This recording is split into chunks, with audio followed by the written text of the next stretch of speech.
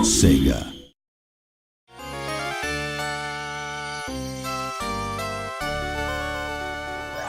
When I was thinking about what people remember fondly about the game, at the time I think it was enjoying the thrills and getting the timing right when they played it. I think enjoying the game world and experiencing the fantasy world of Disney were a big part of it too. What they'll see in the 2013 version will be nothing like the old game in some sense, but I'm hoping that players can relive the same emotions when they play it. It's taking something that was very iconic in the 16-bit era and thinking, well, how can we take something that was really special, really worked well, was one of the most iconic games of its time, and actually try and explore that in new ways with the technology. You have to be very mindful of what made the original so successful and why people loved it, and try and bring that forward without it being just, literally a one-for-one remake. There were a lot of unique games at the time in terms of graphics or the general atmosphere of the game. Even among those, this game made an impression that still lasts. And now it's being remade. The fact that we're bringing back something nostalgic that people remember fondly as a game they enjoyed years ago, to me, is the epitome of Disney.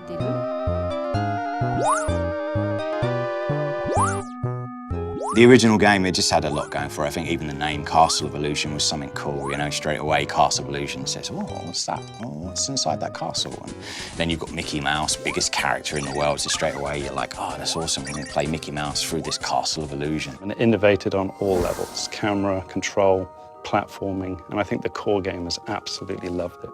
So that in essence, it's a very simple platformer, but it grabs the magic of Disney, the magic of Mickey. It was my first time making a game, so I came up with ideas I thought might be interesting and things I thought would help flesh out the fantasy world without being hesitant about how difficult or unconventional they might be. In that sense, I think that helped us make a unique game. First, the animation was unique in that it used a remarkable number of frames in the animation for its time. We tried to use as many techniques from film animation as we could. Also, we put a lot of energy into the backgrounds for its time, packing in as much as we could given the memory constraints. I think both efforts paid off in terms of the game's graphic quality. A Disney animation is always moving, from beginning to end. At the time we were making our game, if you didn't do something on the controller, nothing would move at all. So we thought, if we want to bring Disney animations to life, we need things moving on the screen all the time. These days you see it in almost all games, but at the time, we were one of the first games where your character would move even when you're not doing anything. The amount of memory or VRAM that we had to work with at the time was really tiny. You need memory to make good, rich animations, but the way VRAM had been used prior to that point wasn't very well suited for animations like that. So we worked with the programmers to rebuild the system from the ground up to let us focus more on the animations. Once we got the animations where we wanted them, we adjusted the character's movements pixel by pixel for a better feel when the player controls him. When we were told to make a Mickey Mouse game, I didn't want to make a game that was just about Mickey being cute. Our focus was on how we could include the Disney World view from their classic movies. So rather than Mickey Mouse alone, we drew inspiration from the various classic movies that Disney's produced.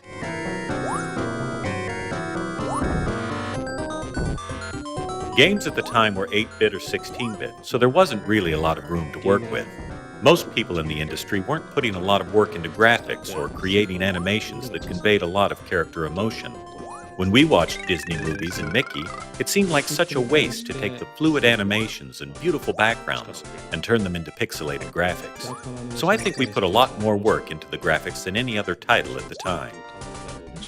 When we were making the Dragon Boss for the Candy stage, we couldn't figure out what to use for the dragon's body. Someone from Sega's US office sent us some licorice as a suggestion.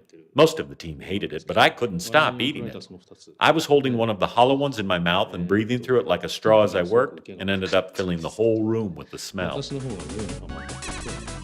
When we were working on this game, I was focused on animations and recreating the world of Disney, and now, modern technology can deliver Disney visuals directly and cinematically rather than via blocky pixel graphics. The new game will be able to recreate the world of Disney movies on a level that we weren't able to reach. The world the game creates, and the game itself as well, will be that much closer to the world you see in the movies. People will be able to enjoy that as they play. The original game had this, and it's there in the remake as well. The essence of Disney, a positive world of dreams, peace, and imagination. It's the epitome of Disney, and I hope everyone enjoys that in the new game, too.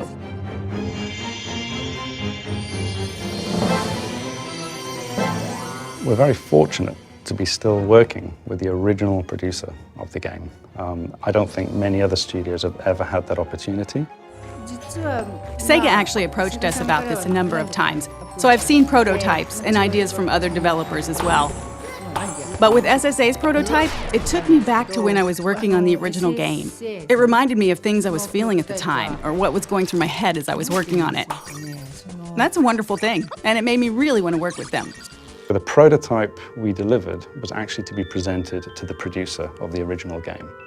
There is nothing like that as a goal to motivate a team and then to fly a lot of that team over to Japan and present live.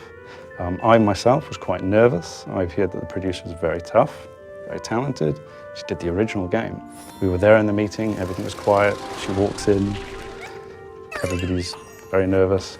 It went phenomenally well. She was happy, she was laughing, she enjoyed what we did to Mickey. For us to change the mechanics, we have to be very cautious. We can't steer too far away from the feel of Mickey, and we can't go too retro, because there were technology constraints in those days on what you could do with Mickey. So we've analyzed the feel of Mickey, the jump heights, the inertia, the turn, on the edge of a cliff, and we've been able to just knock it out of the park, all the animations, and now we're challenged by the feel of Mickey.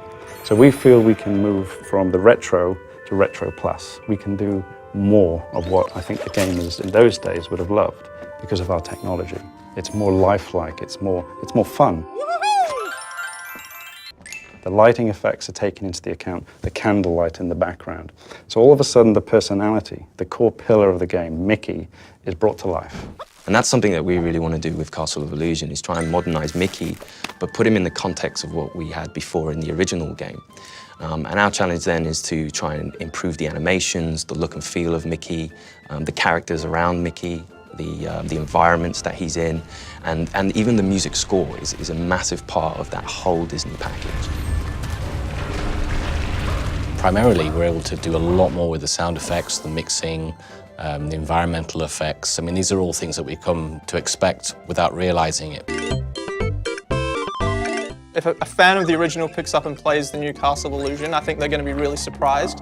I think they're going to feel like this is Castle of Illusion, and I think we've played a few little tricks on them along the way. And I think if they're looking out for those things that they remember, they're going to see them and a few extra as well. That's the thing I'm most nervous about. When people who've played the game before get their hands on the new game, what will they think? I can't wait to find out. It's expressed in a completely different way, but the essence is the same. So I hope the enjoyment they experience from it is the same.